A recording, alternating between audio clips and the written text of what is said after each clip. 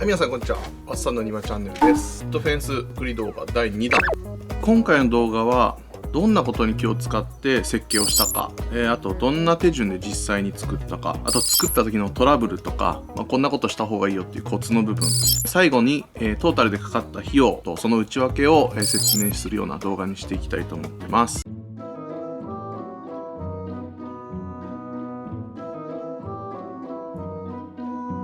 で、設計のフェーズはですね、かなり濃厚な内容になっているので、分野を分けて説明していきたいと思います。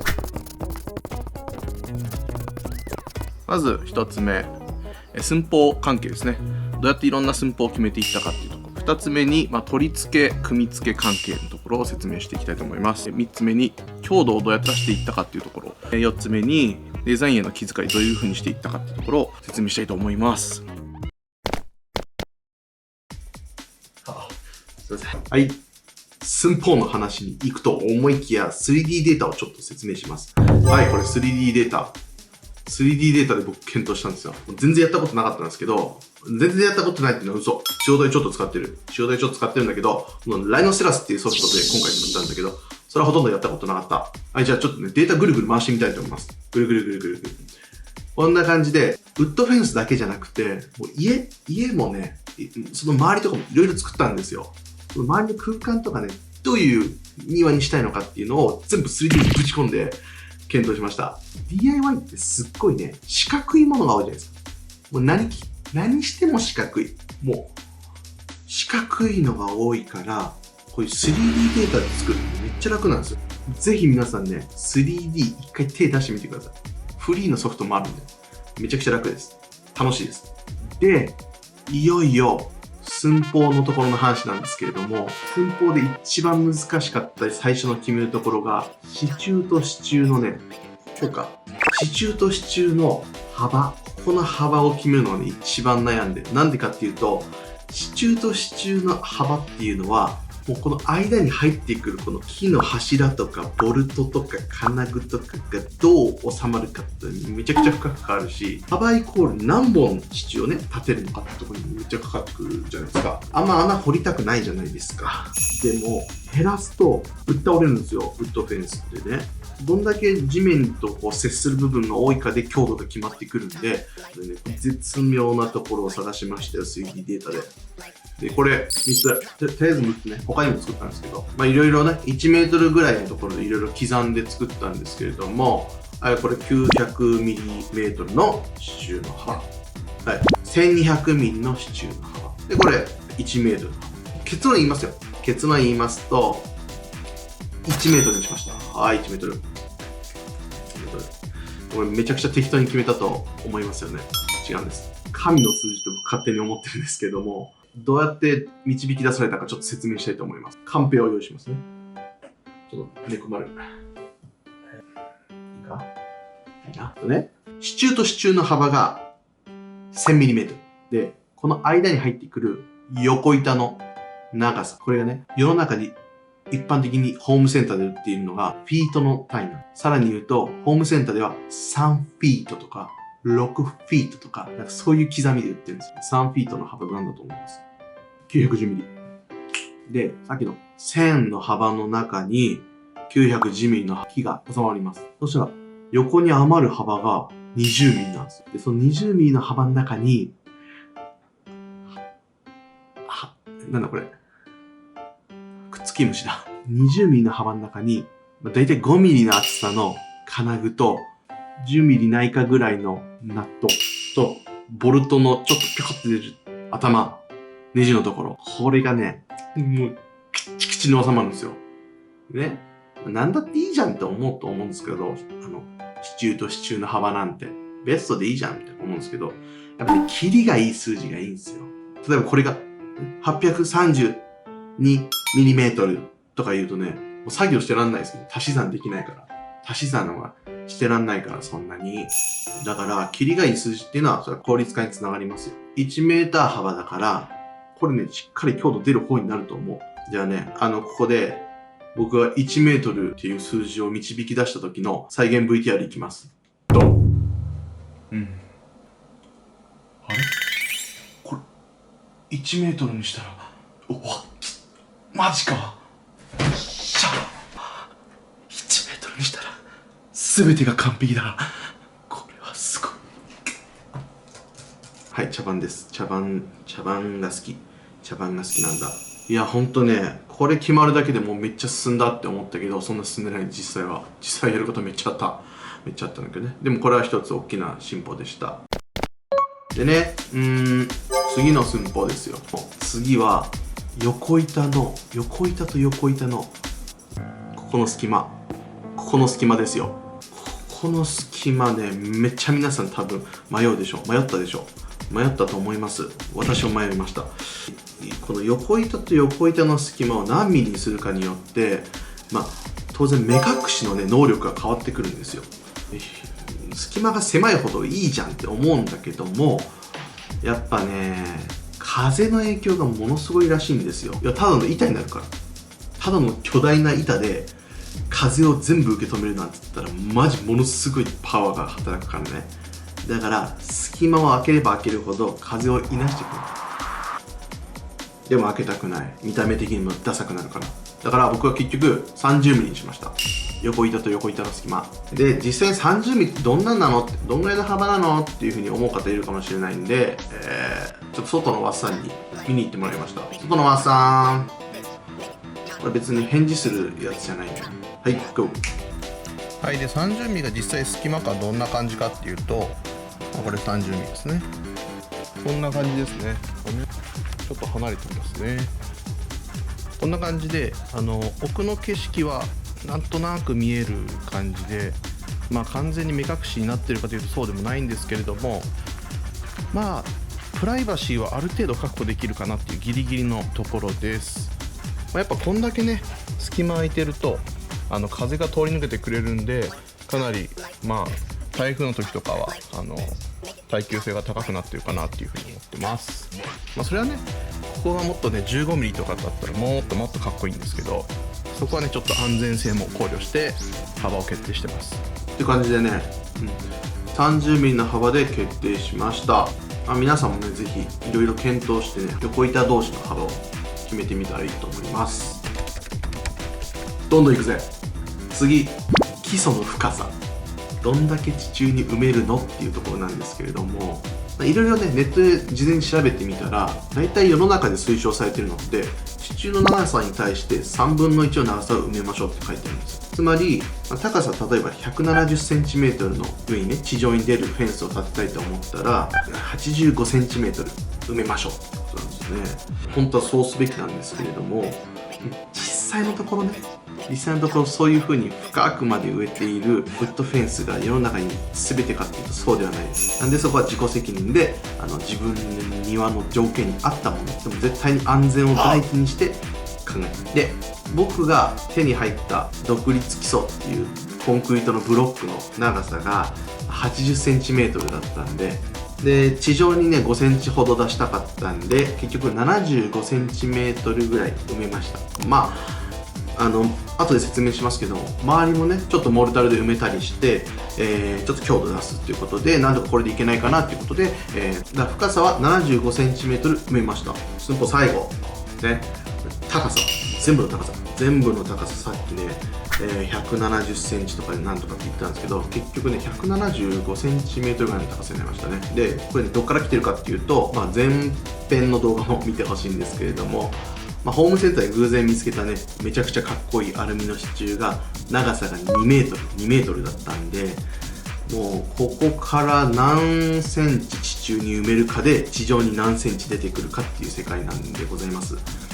で結局30センチを地中に埋めたんで、全部の高さは170から175、すみません曖昧で大体男の身長のちょっと高いぐらいにしましたね。はい、ということで寸法の分野が、終わりました。続きまして取り付け組み付けで、取り付け組み付けのところですけれども、基本的にデザイン性とメンテナンス性を重視しました。まずメンテナンス性はこれ前半の動画でできるだけ長持ちする素材を選んでメンテナンスフリーを目指したってところもあるんですけども、どうしてもねコストの都合で自然の木材を使っているので、ペンキの塗り直しがあるんですよね。この防腐剤の塗り直しで、塗り直しの時に普通だったら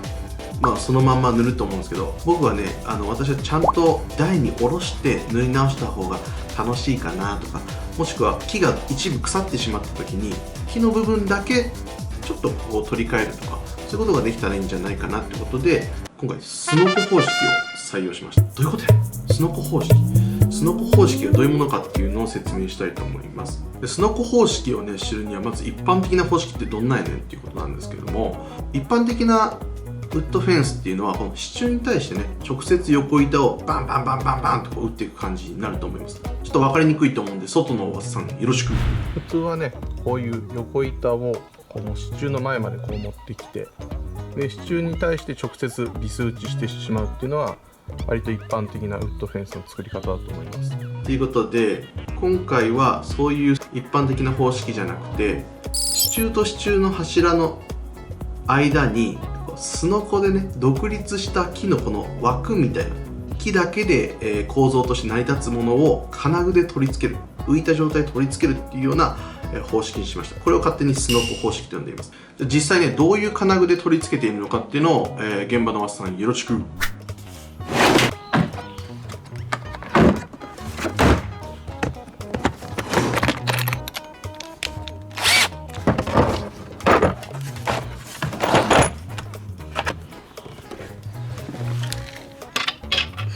全然わ13だっけ。しきた。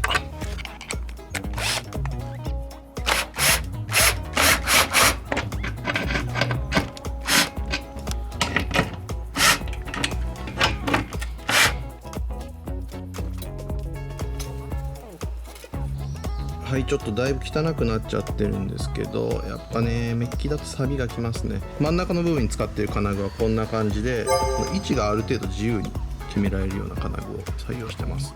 上もそうですね。で下はもうがっつりやっぱ強度出したかったんで、もう L 字のものを使っています。はい、ありがとうございます。でスノコ方式にする場合めちゃくちゃ大事になってくるのが、この1ユニットのスノコの重さ。僕1人で組む予定だったんで、1人で持てないぐらい重かったらどうすんじゃいって話で、もう事前にデータの時点で重量計算しました。ウェブサイトで簡単に重量を計算してくれるとこがあるんで、材料とか入れてね。でポチって押したらだいたいね17キロって出てたんですよ。17キロだったらギリギリこう持ち上げてこうガチャンとこうつけれるだろうということで、つけました。実際それが合っているかどうか体重スノコ重測ってみました。どうぞ。はい、これうちで実際使っている体重計なんですけれども、重量計算が大体合ってるのかどうか確かめてみたいと思います。どうやさん、ちょっとねボルトの重さとかも入ってるから少し重くなってるかもしれないな。壊れたら体重測らなくなっちゃう。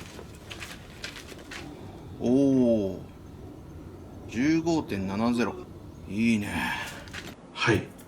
ほとんどね重量合っていたということでした。なのでぜひ皆さん 3D もねこういう重さの計算っていうところもすごくやりやすくなっているんで、ぜひ試してみてほしいなと思います。でまだまだあります。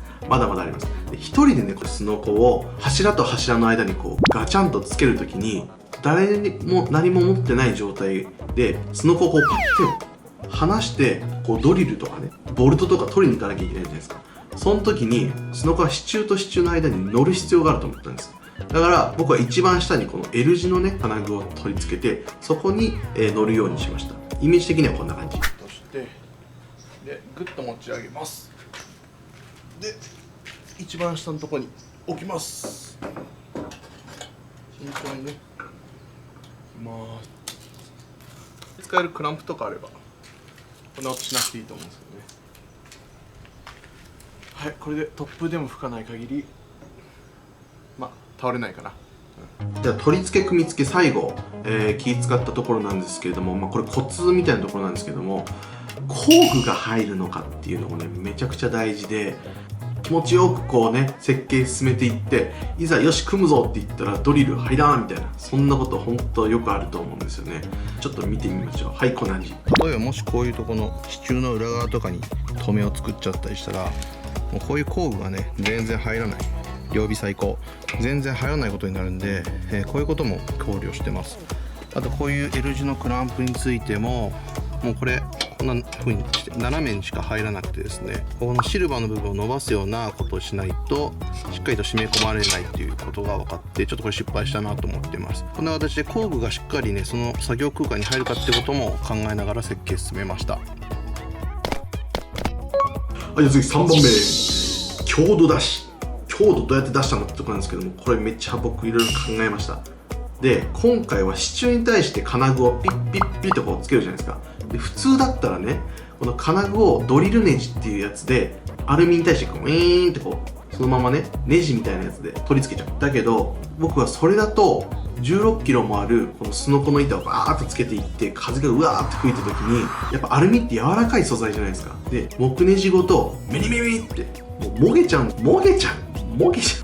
じゃないかなと思って、なんでボルト貫通方式にしました。いちいち方式ってつけるなって話なんですけれども、でボルト貫通方式はどういうものかと言いますと、ネジで表面につけるんじゃなくて、もうアルミの支柱の中を長いボルトが貫通して金具を両側からギューッともうつけちゃう。だから完全に連結した状態になるんで、もうそれこそねハルクが来てフーってやんないと引きちぎれないような設計にしました。どんな感じかというとこんな感じ。はい、そうですね。1本の長いボルトでもうこの柱を貫通させて止めることによってもうねじ切れるっていうことを絶対起きないようにしてます。ここもそうですし、ここもそうですね。はい、じゃあ最後、デザインへの気遣いですね。髪型がやばいな、こうしたろ。ちょっとデザイナーっぽい感じで、デザインへの気遣いなんですけれども、これはねボルトの位置をどうするかをねめちゃくちゃこだわったんですよ。色とかはねそういう部分は前半のところで家との相性っていうので説明したんですけれども、やっぱね最後のデザインへのこの気遣いっていうところでボルトをいかに処理したかっていうのをご説明します。今回木ネジじゃなくてボルトを多用するということで、どんな風にしたかというと、表にはどうしても組み立て順的に出てきてしまうんですけども、板と板の間のこの一段へこんだところにつけて少しでも目立たないように配慮してます。はい、こうですね。で、一番下だけね途中で設計変更をかけてしまって、見えてしまってるんですけども、一番下だからね少し目立ちづらいだろうということで許容してます。あとこの支柱を支えるボルトについても、もう一番簡単なのはやっぱこう前から止めてしまうことなんですけれども、どうしてもこのアルミのね支柱のこの無垢な感じを出したかったんで、この支柱に取り付けるためのボルトは支柱のとこの板の間に収めてしまうような、設計にしてます。はい、こんな感じで濃厚な設計フェーズの説明を終わりたいと思います。皆さんもね、自分のやり方っていうのを見つけてどんどん開発して面白い DIY っていうのを試してみてほしいなと思います。